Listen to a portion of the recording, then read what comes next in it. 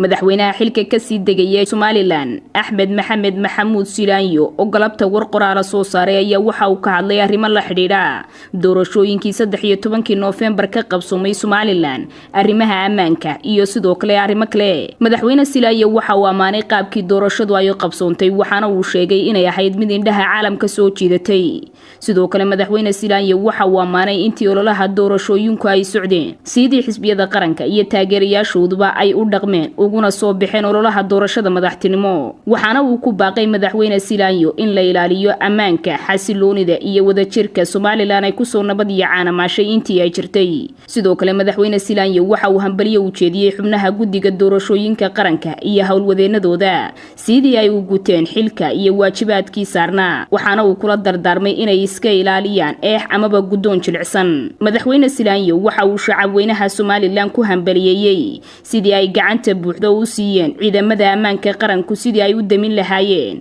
shaqaqooyin maalintii shalay ahayd ka bilaabmay magaalooyin kamid ah gobolada Somaliland sidoo kale madaxweyne Silaanyo waxa uu amaanay ciidamada qaranka Somaliland oo uu ku tilmaamay geesiyaal sidii la rabay u gutay waajibaadkii ka saarnaa qabsoomidda doorashada madaxtinimo ee Somaliland dhanka kale madaxweynaha xilka ka sii degayay Axmed Maxamed Maxamuud Silaanyo waxa uu tacsi u diray ehelada laba qof oo rayida oo ku geeriyooday rabshadihii shalay dhacay madaxweyne Silaanyo waxa uu sheegay inay reeban tahay in xusbi uu ku dhawaaqo inuu ku guuleystay doorashadii madaxtinimo inta ka horeysa inta guddida doorashooyinka Somaliland ay soo saarayaan natiijada rasmiga waxaana uu sidoo kale ka digay in taageerayaasha xusbiyadu ay sameeyaan dabaaldegyo amaba mudaharaadyo ka hor inta natiijadaasi aan lagu dhawaaqin waxaana madaxweyne Silaanyo laamaha ammaanka uu faray in cid kasta oo samaysa arrimahaasi la reebay loo baahan yahay in la horkeeno garsoorka iyo cadaaladda waxaana uu musharaxiinta xusbiyada ugu baaqay inay xakameeyaan cadhada iyo cadiifada taageerayaashooda